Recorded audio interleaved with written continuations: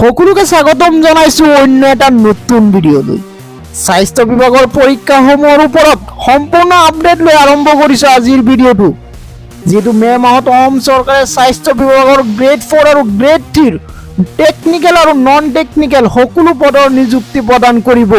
গতিকে এই মুহূৰ্তত হাজাৰ হাজাৰ শিক্ষাৰ্থী আগ্ৰহেৰে বাট চাই আছে তেওঁলোকৰ ৰিজাল্টৰ কাৰণে। কেতিয়া পাব তেওঁলোকৰ ৰিজাল্ট?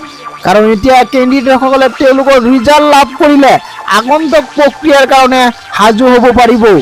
তাৰ উপৰিও যিহেতু চৰকাৰে বিভিন্ন সময়ত তথা মুখ্যমন্ত্ৰী ডাঙৰীয়াই প্ৰায় সাংবাদিকৰ আগতে নিযুক্তি সম্পৰ্কে কৈ আছে, কিন্তু ৰিজাল্টৰ বিষয়ে কোনো আপডেট দিয়া নাই।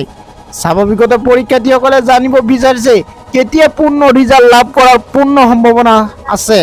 আৰু এই বিষয়ে আপুনি জানিবলৈ আগ্ৰহী যদি তেন্তে ভিডিঅ'টো শেষলৈকে চাব।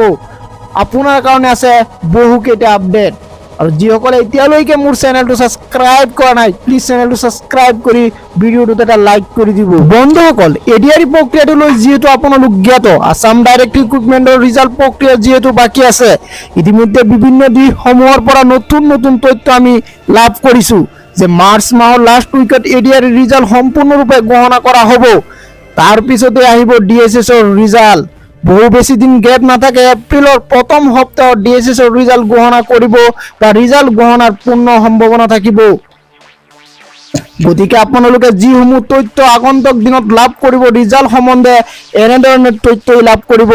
কাৰণ ডাইৰেক্ট ডেটটো কৈ দিব পৰাকৈ কাৰো পক্ষে সম্ভৱ নহয়। আমি যিমানবিলাক নতুন নতুন তথ্য পাওঁ সেই তথ্যসমূহ আপোনালোকক জনাব বিচাৰোঁ। আৰু এনেকুৱা নতুন নতুন খবৰবিলাক পাই থাকিবৰ কাৰণে আমাৰ চেনেলটো ছাবস্ক্ৰাইব কৰি ৰাখিব।